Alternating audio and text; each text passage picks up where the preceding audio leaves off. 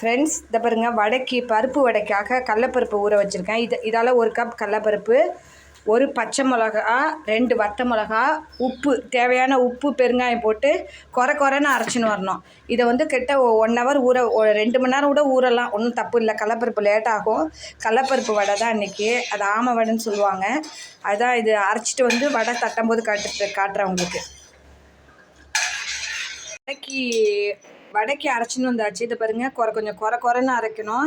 அதுக்கு கொஞ்சம் தேங்காய், அப்போ தான் மொறுன்னு இருக்கும். அரிசி மாவு கொஞ்சம், கருவேப்பிலை, கொத்தமல்லி, அதுக்கப்புறம் 1 ஸ்பூன் நெய் ஊற்றி அந்த வடையை தட்டும்போது நல்லா டேஸ்ட்டாக இருக்கும்.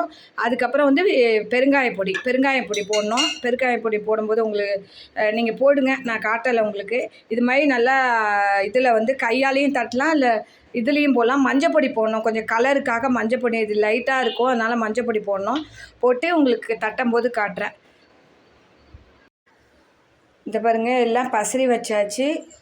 இலுப்பச்சட்டியில் எண்ணெயை ஊற்றி தட்ட வேண்டாம், தட்டும் போது காட்டுறேன் உங்களுக்கு.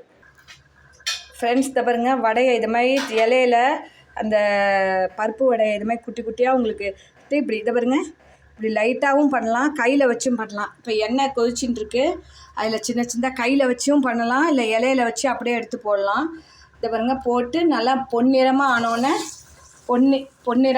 எடுக்க 2 பக்கமும் சிம்மில் வச்சு வேக விடுங்க, அப்போ தான் நல்லாயிருக்கும். இதை பாருங்கள், மாவு ரெடி ஆகிடுச்சு. தண்ணியில் துவச்சி தட்டில் வச்சு இப்படி தட்ட வேண்டியதான். அவ்வளோதான்.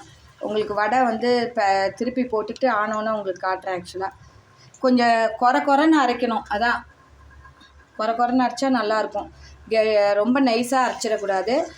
பல்ஸ் மோரில் 2 சுற்றி அப்படியே எடுக்க வேண்டியதான். தேங்காய், உங்களுக்கு தேங்காய் போடணும், கருவேப்பிலை, கொத்தமல்லி, ஏன்னா வெங்காயம் இன்றைக்கி சேர்த்துக்க மாட்டோம், அதனால் அது மாதிரி சொல்கிறேன். நெய் 1 ஸ்பூன், நெய்யும் இருக்குது, நெய் 1 ஸ்பூன் ஊற்றியாச்சு. எல்லாமே பண்ணியாச்சு. நீங்களும் பண்ணி பாருங்கள்.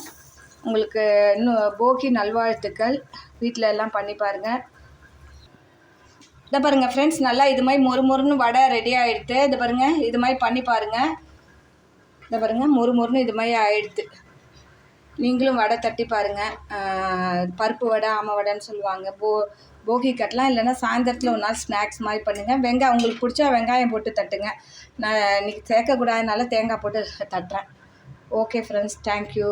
பிடிச்சிருந்தா லைக் பண்ணி, ஷேர் பண்ணி, சப்ஸ்கிரைப் பண்ணுங்கள்.